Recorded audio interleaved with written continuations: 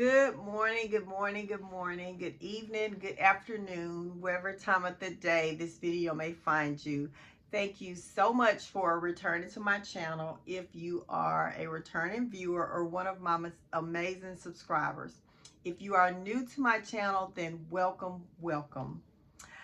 I hope and I pray that everyone is having a blessed day, a blessed week, a blessed month, a blessed year. So listen, people, I like to do my introduction and just dive right in. So listen, today I'm going to do a video that's kind of in a response to a question that I was asked about a video that I did about the 50-50 marriage, 50-50 relationship between a man and a woman. And the question was asked to me, then should a woman come home, like quit her job or either decrease her hours? And my answer to that is no. Listen, a man is the provider. He's the provider. I'm not saying that the woman shouldn't put any money into, say, like buy the groceries, pay utilities or something like that. I'm not saying that the woman shouldn't do anything, but the mortgage, the big bills and stuff and everything, the man is supposed to do that. And when he comes into it saying that me and my wife are going to be equal on what it is that I'm supposed to be doing, I want her to pay the same amount that I'm paying on what it is that I'm supposed to be doing. But I'm the man. I'm heading the home. How are you heading the home? How are you the head of the home when your wife is a 50% provider and you are 50% provider? And then all the other things in the home, the wife is doing that as well. I mean, I could go over a whole laundry list of things that the wife does. Y'all know that the wife does pretty much everything in the home. And we're even doing stuff in the home now that men used to do, like painting and laying carpet and tile and lawn care work. We're even doing stuff like that now. So, listen, the answer to that about should the woman stop working? No, we don't trust you. Why should a woman give up her career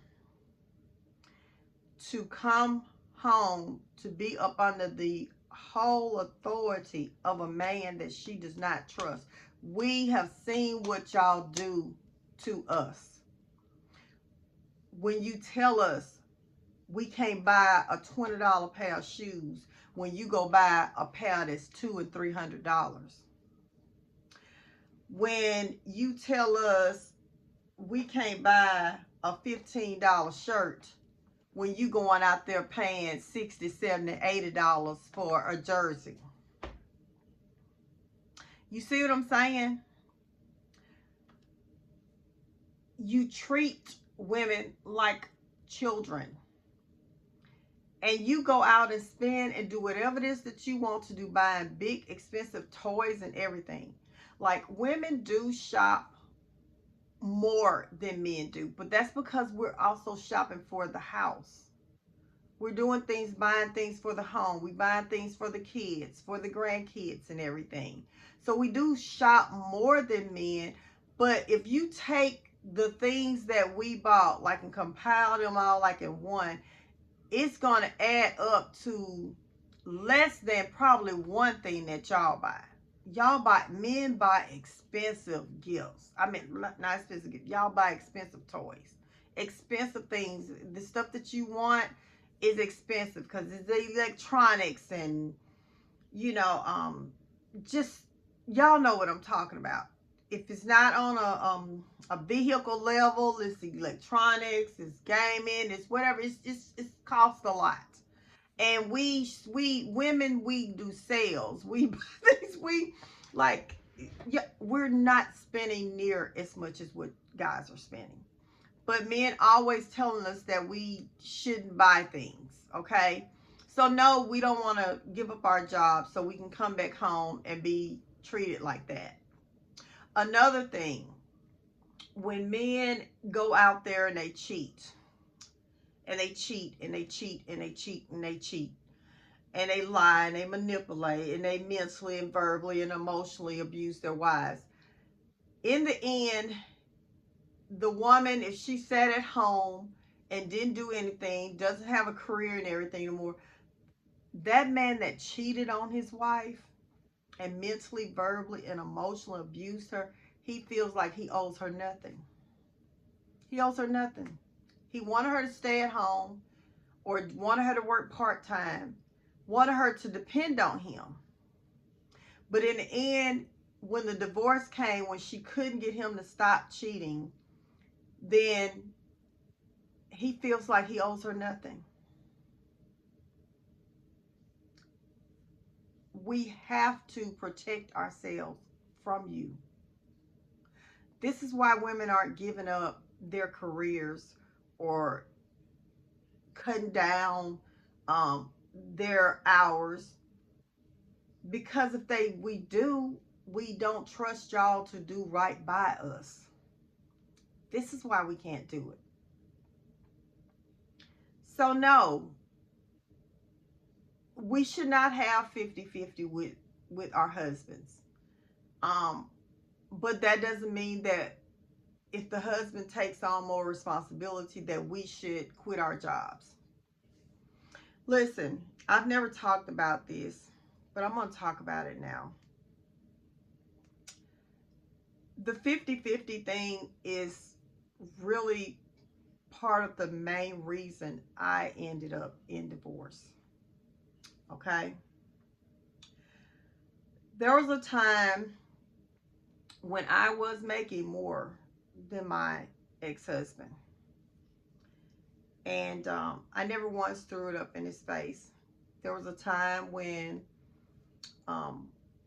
my job was the job that provided the family's medical, dental, vision insurance and everything. It came out of my salary. So I didn't even think about it at the time, really. You know, okay, I'm doing 50-50. We had a 50-50. I mean, I literally back then, I didn't have a problem with it. I really didn't. I didn't understand. I had no idea, y'all. So this is why I'm talking about this now. I had no idea. But I had no problem with it. And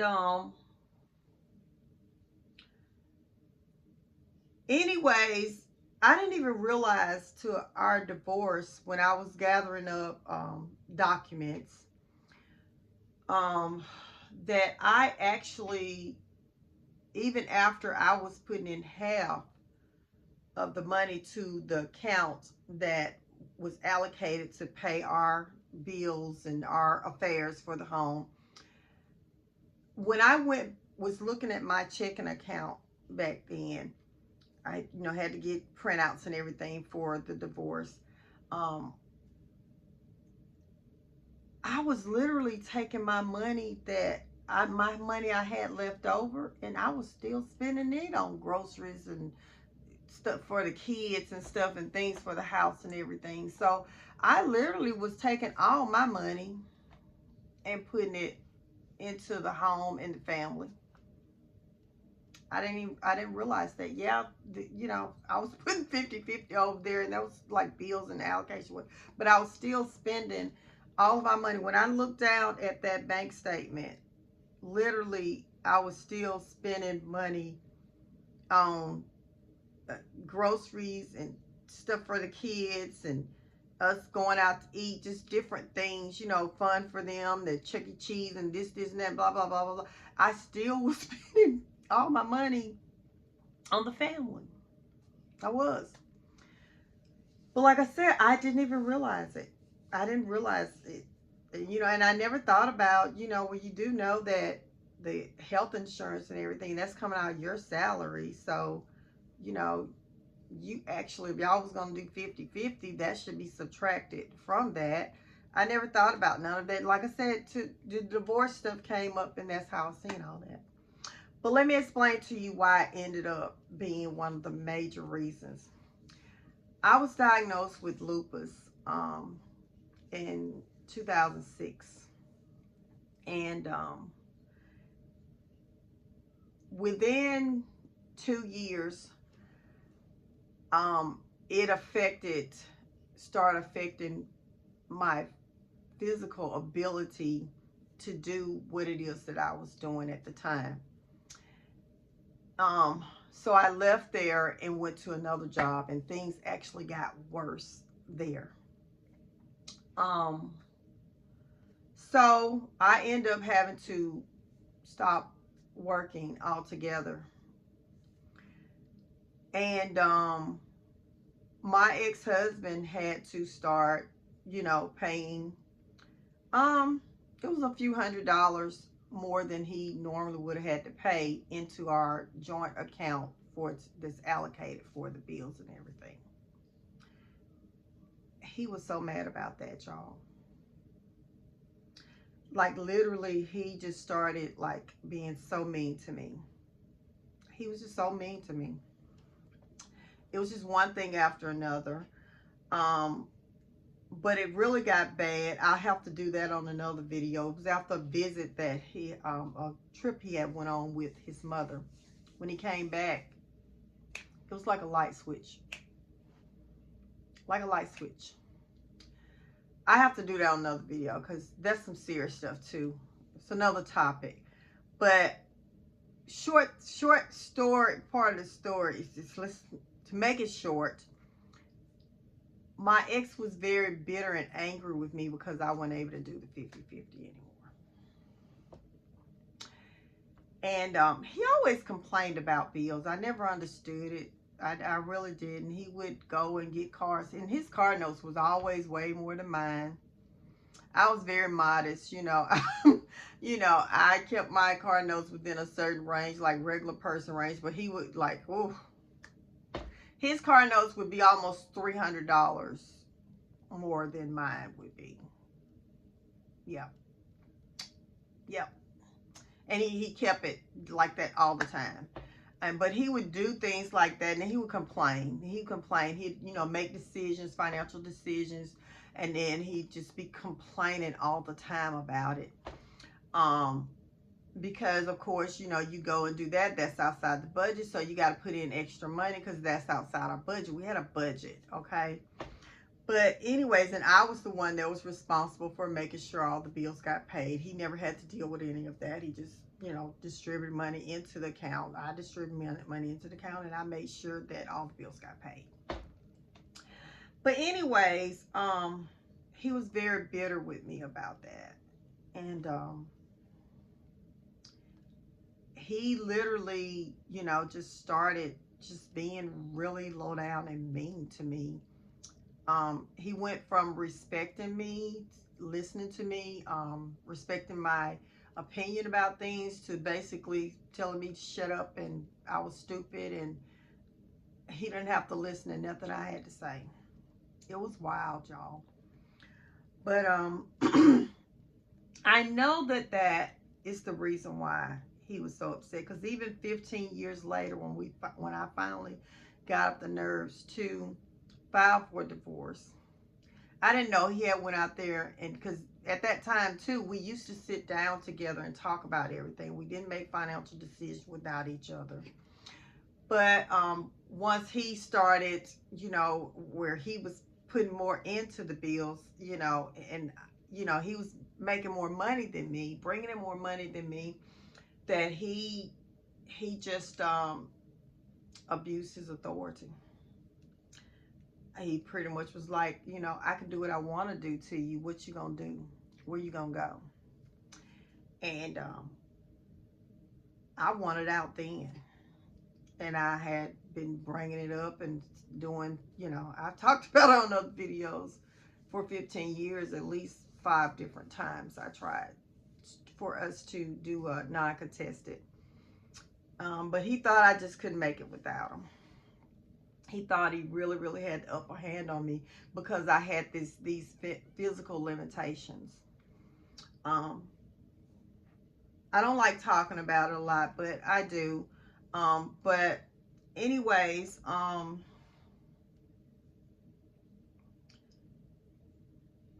I know that he was still bitter about that. Like I said, he went out there making financial decisions without me. He had a lot of money though, y'all. A lot of money left over. Even after he put in the money he's supposed to put in, um, to our joint account to take care of the household affairs.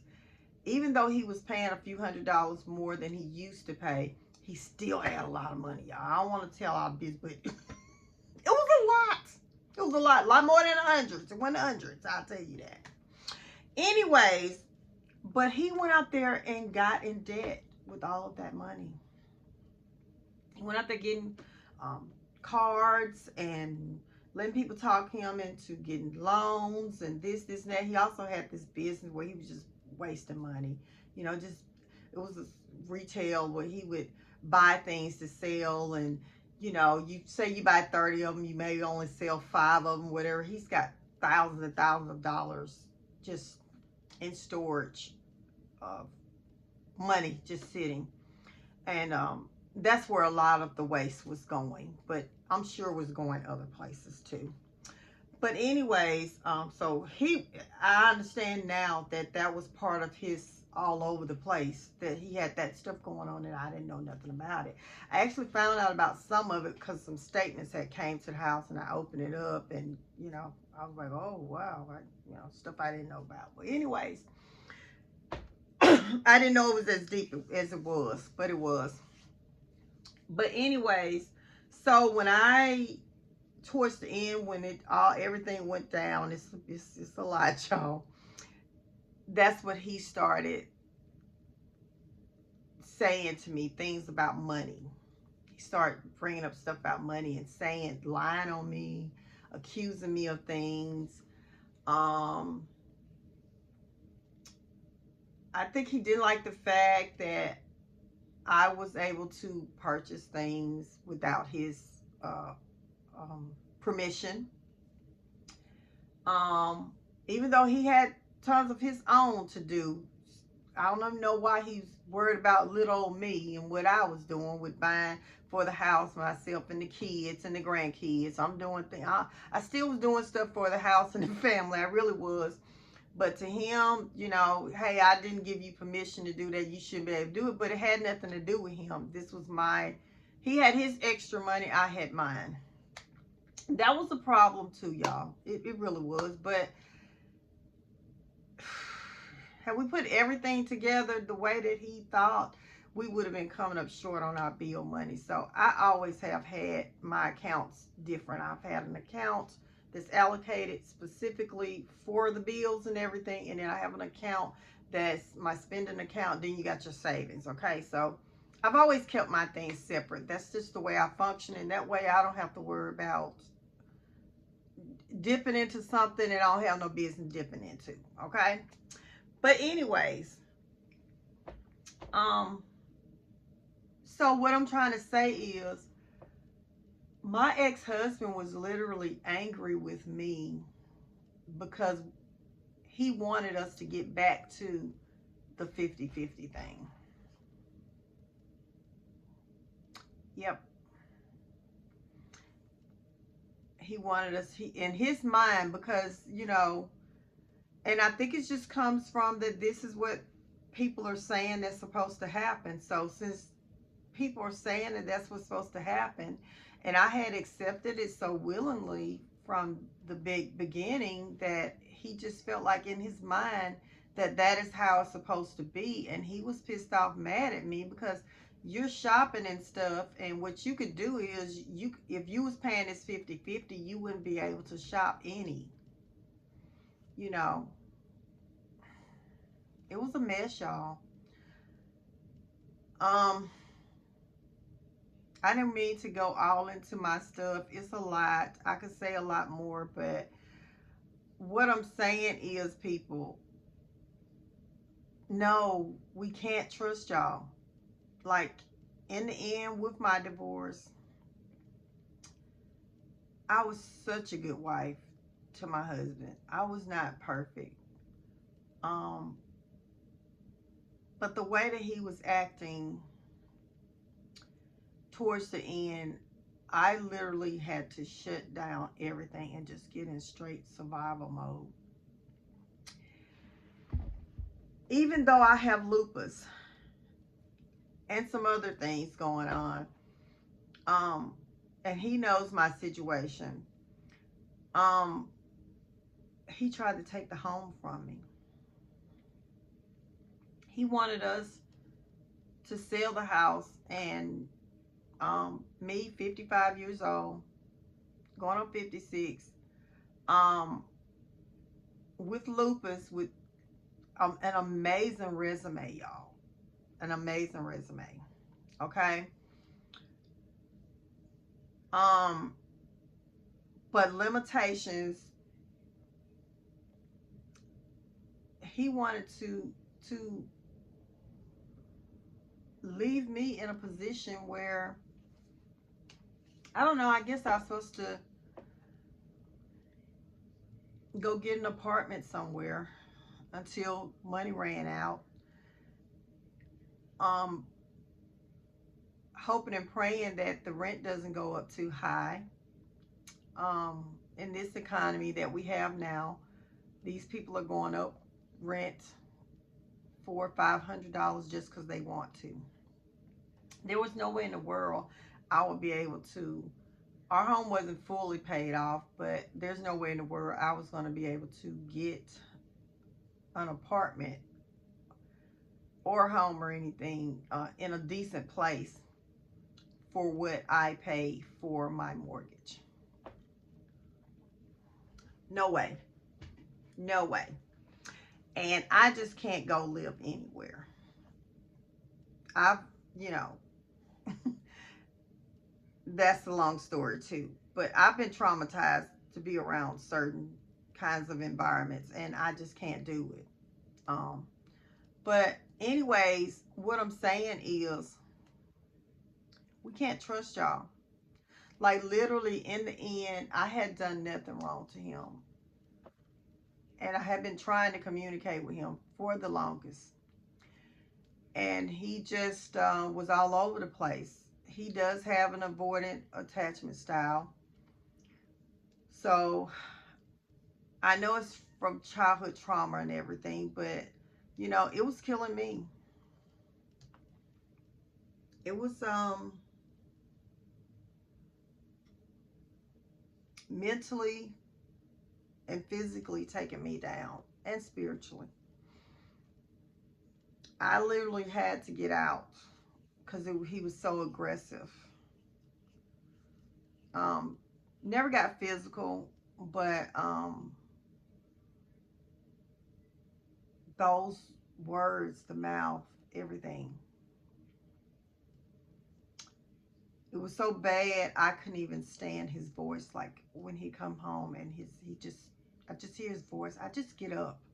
I just get up and just walk out of the family room, just go in the room, shut the door. I couldn't. I couldn't. But, and then when we was going through, after I had filed for divorce, I didn't even go in the family room or anywhere, living room, nowhere.